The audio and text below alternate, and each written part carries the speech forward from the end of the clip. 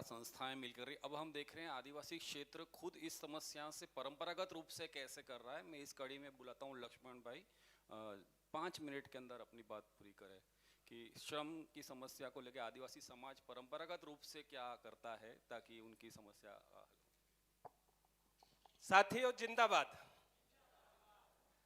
बात संसाधन की और औजारों की और बेल की और तकनीकी की, ये बात तो हो गई, पर मैं थोड़ी से समय में थोड़ी सी बात बता दूं कि श्रम के बदले श्रम, क्योंकि आजकल पैसे के बदले पैसा है ना, कि पैसा होगा तो सब काम होगा, पैसा नहीं होगा तो कुछ नहीं होगा।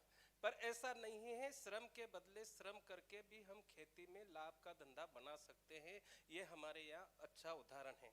वो कैसे है, पर इसको समझना पड़ेगा। ये 3 स्तर पे अपने को समझना है।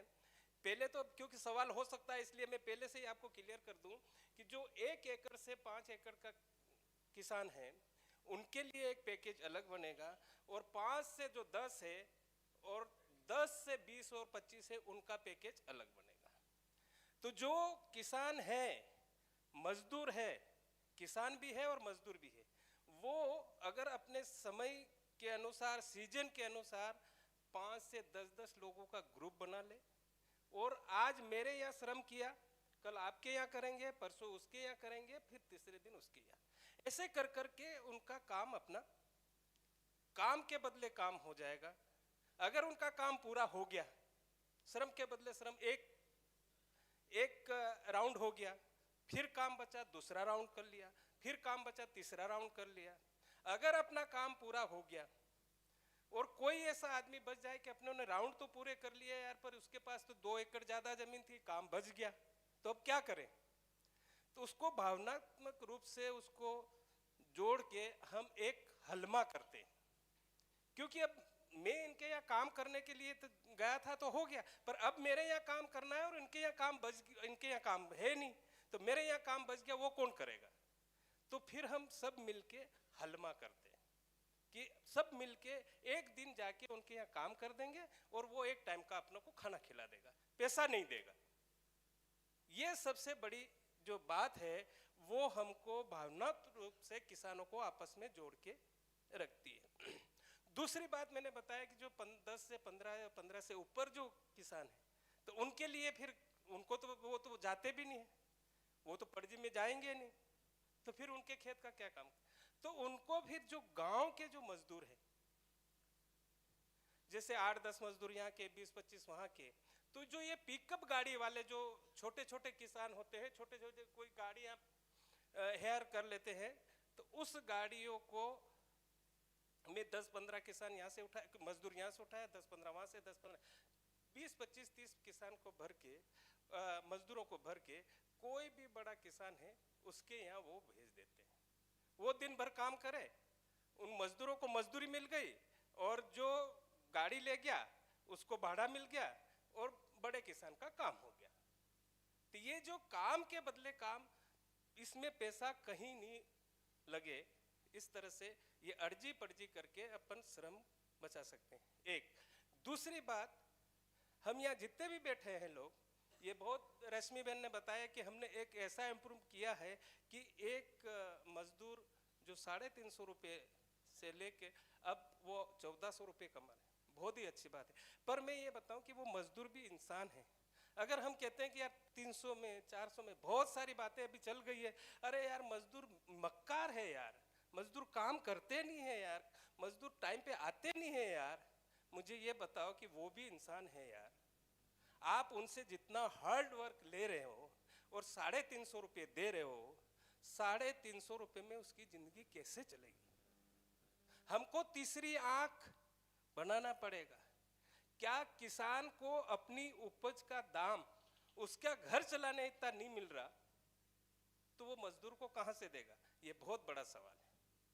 मजदूर कहता है हमें मजदूरी नहीं मिल रही है, किसान कहता है कि मुझे मुनाफा नहीं मिल रहा, मैं इनको कहां से दूं? ये बहुत बड़ी समस्या है। अगर सुभाष भाई ने बताया कि हमको हमारे प्लांट का भी ऐसा प्लान करना पड़ेगा कि वहां से ज्यादा उत्पादन हो और हमारा मुनाफा मिले, तो हम मजदूर को दे, पर इसके साथ में ये भी बोलूँगा कि हमारी तीसरी आंख दिखाना चाहिए कि सरकार की जवाबदारी हो कि किसान को उसकी उपज के हर माचिस बनाने वाला वो भी अपना दाम तय करता है और कोई भी चीज़ प्रोडक्ट बनाने वाला वो तय करता है, तो हम हमारा किसान क्यों नहीं करें? किसान के उत्पादन के उस सब मिनिमम प्राइस होना चाहिए, तो ही वो पैसा दे पाएगा। बस ताली बजा दी। ठीक है, देखो अगर हम एक एकड़ में अगर ये पेस्टिसाइड ये लेबर ये ऐसा लगाए तो एक एकड़ में कम से कम 10 से 15 लेबर लग जाती एक बार में। और हमारा ये मानना है कि कम से कम 3 बार उसकी निंदाई होती है। अगर 350 रुपए के हिसाब से एक बार में 15 लोगों का पैसा लगता है तो 15 कितना होगा? 4,500। 4,500 रुपए एक बार में लगते हैं तो 3 बार होगा, उसका कितना पैसा होगा? 13,500 केवल निंदाई में। उसके पास फिर उसकी कटाई है, उसकी बुआई है, उसका खाद है, उसका दवाई है, वो सब मिला के कहां चला जाएगा? वो तो बहुत आगे चला जाएगा। तो अगर एक एकड़ में हम 4,500 रुपए एक बार में बचाते हैं, 4,500 तो अपन एकड़ में बता सकते हैं कि कितना पैसा बच सकता है। क्या ट्रैक्टर? हाँ। तो कहने का मतलब ये है कि हम एक एकड़ में कम से कम 20 से 25,000 रुपए की लेबर बचा सकते हैं, केवल काम के बदले काम करके और हलमा करके। यही है। ठीक थे। इसी अनुभव को झाबुआ जिले के पास में राजस्थान से जुड़ा बांसवाड़ा जिला है, वागधरा से भाई श्री दिनेश जी आएंगे और इसी अनुभव को अपने क्षेत्र के संदर्भ में बताएंगे। दिनेश जी। सम्मानीय मंच और सभी वरिष्ठजनों को मेरा प्रणाम। सर ने अभी हलमा के ऊपर जो बात रखी है, इसी विषय को मैं आगे जोड़ना चाहता हूँ। आदिवासी क्षेत्र में वागधरा 1168 गांव में काम कर रही है और टोटली आदिवासी क्षेत्र है। हलमा आदिवासियों की पुरानी परंपरा थी, लेकिन बीच में 15-20 सालों तक, अभी अगर देखा जाए 2000 के बाद की ये परंपरा लगभग ख़त्म होने है। कुछ समय से पहले से वागधरा ने ये प्रयास किया, किसानों की चाहे बुआई हो, चाहे निदाई गुड़ाई हो, चाहे कटाई हो, इन गाँव में छोटे छोटे जो ग्रुप बना रखे हैं। हमारे वागधरा संस्था में 3 तरह के गांव में ग्रुप है, कुछ बच्चों के भी ग्रुप है, कुछ महिला और पुरुषों के ग्रुप है और ओनली फॉर एक महिलाओं के भी ग्रुप है। तो इस चीज़ को हमने खेतीबाड़ी में तो देखा, लेकिन खेतीबाड़ी के साथ साथ में हमने एक अनुभव किया। विश्व मृदा दिवस हम लोग मनाते हैं सभी। उस कार्यक्रम के 15-20 दिन पहले हमारे समूह में एक चर्चा निकलती है कि कौन से मोहल्ले का पानी ऐसा है जो बह के जा रहा है, जिसकी मेड़ टूटी हुई है, कौन से एनीकट ऐसा है जहाँ की सीपेज है और वहाँ अगर अभी मिट्टी अगर डाल दी जाए तो आने वाले समय में ये वहाँ पानी भर सकता है, रुक सकता है।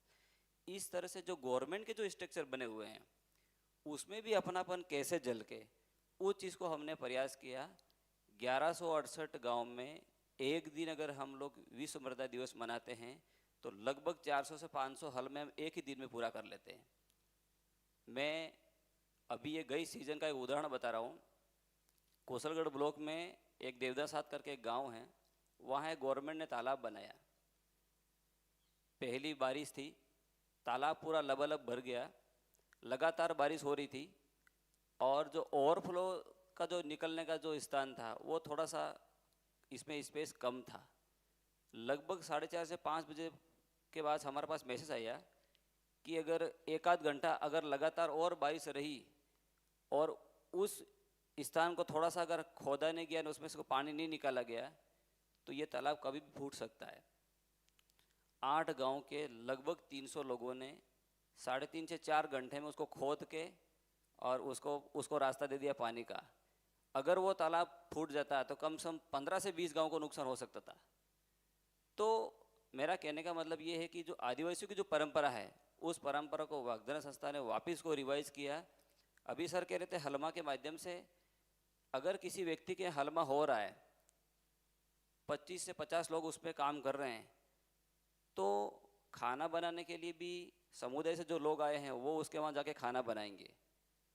अगर किसी की छत भरनी है तो ये नहीं दिखेगा कि जिसकी जो एक्सपर्टाइज है उस हिसाब से वो वहाँ पे मैनेज कर लेगा। ये नहीं दिखेगा कि मैं सिर्फ तगारी तोड़ना ही पसंद करूँगा, उसका लेवलिंग नहीं करूँगा, ऐसा कुछ भी नहीं है। तो इससे जो सामूहिक भावना निकल के आ रही है वो ज़बरदस्त है। हमारे क्षेत्र में, मैं खुद ही उसी समुदाय से आता हूँ, इस काम के लिए हम किसी चौक, किसी नाके पे मजदूरी का इंतज़ार नहीं करते। और ये परंपरा उनके खुद के निजी कामों में तो चल रही है, खेतीबाड़ी में, लेकिन कहीं न कहीं गवर्नमेंट के जो स्ट्रक्चर, मैंने अभी उदाहरण दिया आपको, चेक-डैम है, एनीकट है, ऐसे जो गवर्नमेंट के जो स्ट्रक्चर बने हुए हैं उसमें भी कैसे सुधार हो सकता है, उसमें भी हलमों के माध्यम से इसका काम लगातार चल रहा है। चाहे मिट्टी को लेके हो, चाहे पानी को लेके है, इस तरह से हलमा परंपरा जो लगातार चल रही है। मैं थोड़ा सा इस विषय को, और समय के अभाव में, अभी बारिश के दिनों में उड़द की बुआई होती है, उसमें लास्ट अगस्त या सितंबर के फर्स्ट वीक में उड़द निकलने लग जाते हैं। और जब उड़द पक जाते हैं और पके हुए उड़द पे अगर पानी गिर जाए तो उड़द डैमेज हो जाते हैं।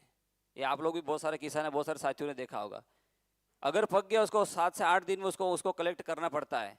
उस समय किसी व्यक्ति के पास 2 एकड़, 4 एकड़, 5 एकड़ में अगर उड़द पका हुआ है, उसको निकालने के लिए वो व्यक्ति शाम को सिर्फ मैसेज डाल देगा कि गांव मोहल्ले में घूम के कि मुझे इस तरह का काम करना है। सुबह अपने आप एक घर से एक सदस्य, कहीं हो तो 2 सदस्य अपने आप स्वेच्छा से निकल जाते हैं और शाम होते होते उस टास्क को पूरा कर लेते हैं। अगर वो काम नहीं हुआ तो उसको लेट तक भी उसको पूरा करते हैं। और सबसे बड़ी बात है, खाने में किसी प्रकार की कोई अलग से डिमांड नहीं रहती है। दाल और चावल बना दिया, हो गया। और दिन को उनके नाश्ते में उबले हुए चने और गेहूं, ये दोनों मिक्स करके हल्का सा नमक डाल के उसको खा लेते। दिन का, दोपहर का नाश्ता हो गया और शाम का ये भोजन हो गया, और आराम से अपना काम निपटा के चले जाते हैं। तो धन्यवाद, thank you. Thank you Dinesh ji. देखा कि किस तरह से हम वैश्विक पूरी राष्ट्रीय समस्या का समाधान स्थानीय स्तर पे, स्थानीय ज्ञान और स्थानीय संस्कृति को मिलके कितना सस्टेनेबल सॉल्यूशन हो सकता है। हमने देखा कि संस्था, सरकार और परंपराएं, व्यक्तिगत एफर्ट से किस तरह से लोगों ने अपने अपने समाधान निकाले हैं। मुझे लगता है कि इस प्रकार के इनोवेटिव जितने हैं, इसका रेप्लिकेशन कैसे हो, इस पे हमें एक संगठन के रूप में सोचना चाहिए अपने अपने क्षेत्र के अंदर, कि इस प्रकार के प्रयास कैसे रेप्लिकेबल हो, ताकि जिन समस्याओं को लेके हम इतने परेशान हो रहे हैं उसका समाधान हमको वहीं मिले। धन्यवाद। बातें बहुत कुछ है, लेकिन बाद में फिर